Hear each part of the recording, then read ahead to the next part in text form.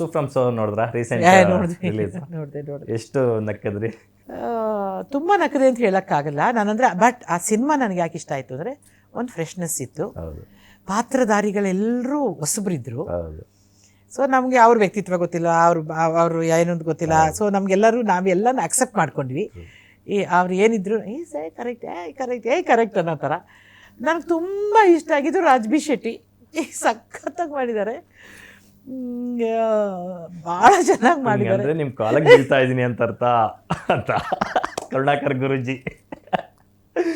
ಅಯ್ಯೋ ನಾನಂತೂ ನಾನು ರಾಜ್ಬಿ ಶೆಟ್ಟಿ ಬಂದಾಗೆಲ್ಲ ಅವ್ನ ಮೊನ್ನೆ ಅನುಶ್ರೀ ಮದುವೆಲ್ಲೂ ಸಿಕ್ಕಿದ್ದ. ನಾನು ಅಂದೇಲಿ ನೀನು ಒಬ್ಬ ತಿಂದಾಕ್ಬಿಟ್ಟಿದ್ಯಾ ಆ ರೋಲ್ನ ಅಂತ. ನನಗೆ ಸಖತ್ ಖುಷಿ ಅನ್ನಿಸ್ತು ಅವನ ಬಗ್ಗೆ.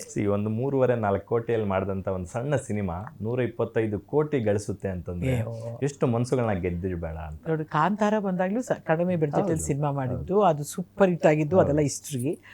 ಇದು ಅದೇ ಆಗಬೇಕು ಆ್ಯಕ್ಚುಲಿ. ಸಿನಿಮಾಗಳಲ್ಲಿ ಸಿಕ್ಕಾಪಟ್ಟೆ ಖರ್ಚು ಮಾಡಿಬಿಟ್ಟು ಇಷ್ಟೇಷ್ಟು ಲಾಭ ಮಾಡೋದು ಎಲ್ಲಿದೆ, ಇಷ್ಟೇಷ್ಟು ಖರ್ಚು ಮಾಡಿ ಸಿಕ್ಕಾಪಟ್ಟೆ ಲಾಭ ಮಾಡೋದು ಹೆಂಗಿದೆ, ಅದಲ್ವಾ ಯಶಸ್ಸು ಅಂದರೆ. ಅದು ನಿಜವಾದ ಯಶಸ್ಸು. ಅಂದರೆ ನಾನು ಯಾವಾಗಲೂ ಹೇಳ್ತಿರ್ತೀನಿ, ಕಾಲೇಜಲ್ಲಿ ಸ್ಕೂಲಲ್ಲಿ ಫುಲ್ಲು ರ್ಯಾಂಕ್ ಬಂದವಳನ್ನ ತೊಗೊಂಬಂದ್ಬಿಟ್ಟು ಕಾಲೇಜಲ್ಲಿ ರ್ಯಾಂಕ್ ಬರ್ಸಿದೆ ಅಂದರೆ ಏನು ದೊಡ್ಡತನ ಅದು.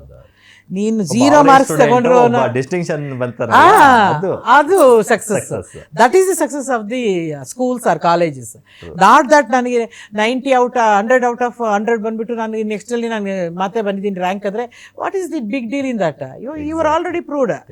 ವೆನ್ 100 ಔಟ್ ಆಫ್ 30 ತಗೊಂಡ್ರು ನೀನು 100 ಔಟ್ ಆಫ್ 100 ಮಾಡಿಸಿದ್ರೆ ಅದು ನಿನ್ನ success. That's how the picture should be.